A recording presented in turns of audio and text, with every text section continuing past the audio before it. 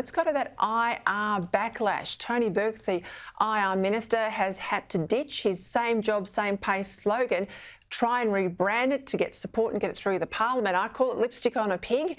Let's see what the Deputy Leader of Opposition in the Senate, Michaelia Cash, thinks of it. Michaelia, welcome to the program. Does a rebranding fix the problem? What's your opposition to these laws about? What's driving your complaint? Well, in the first instance, Peter, your opening comment is correct, lipstick on a pig. And it's like Tony Burke has actually cast himself as a character in a Hollow Men episode.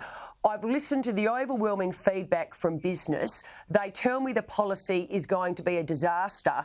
And so the solution I put forward, wait for it, is to change the name of the policy.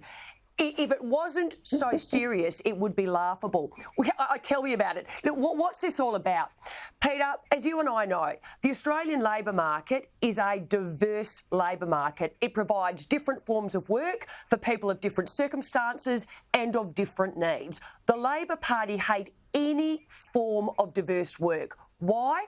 Because they believe that the only good job is a job where you work for someone else and you answer to a union boss. So let's be very clear about what this agenda is about. It is literally about getting rid of any form of diverse work within the Australian labour market and basically increasing the number of people who are in a union. Let's call a spade a spade.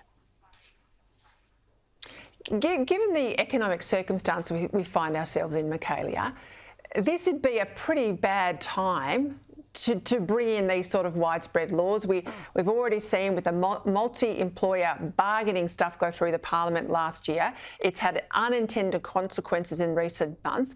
Add this into the mix. Yep. I don't know that it's a smart move, is it? Peter, one of the key words missing from the Labor Party's industrial relations agenda is productivity. There is no mention of productivity in anything that they do. You've got rising interest rates, you've got persistently high inflation, you've got two major banks now forecasting a per capita recession. Why would you wrap businesses up in red tape? Businesses create jobs, governments don't. Governments put in place policy frameworks that can either assist businesses in prospering and growing and creating more jobs and the Labor Party is going down the or path, Peter. This will not bode well for Australians or for the employers of this country. Look, it's been a long time since business has got off the woke agenda and actually started to argue for stuff that impacts their bottom line.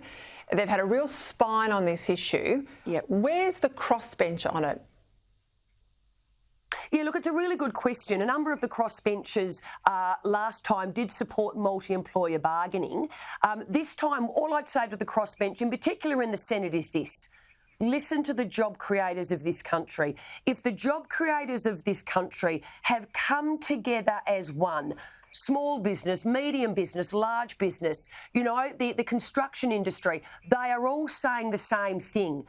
This policy will be detrimental, and not just for them. If it's detrimental for them, it's detrimental for the employees of this country. Employees need employers. And when the employers of Australia are saying to Australians, but also to the Australian Labor Party, please listen to us.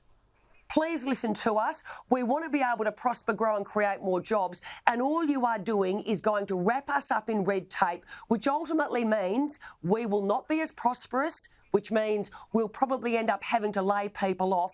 All I'd say to the crossbench is give business a fair hearing. They are the job creators of this country. I often say, Peter, as you know, the closest thing so many members of the Labor Party have ever come to when it comes to a business is to close it down. And that's not something that I'd be proud of. Senator Michaelia Cash, thank you.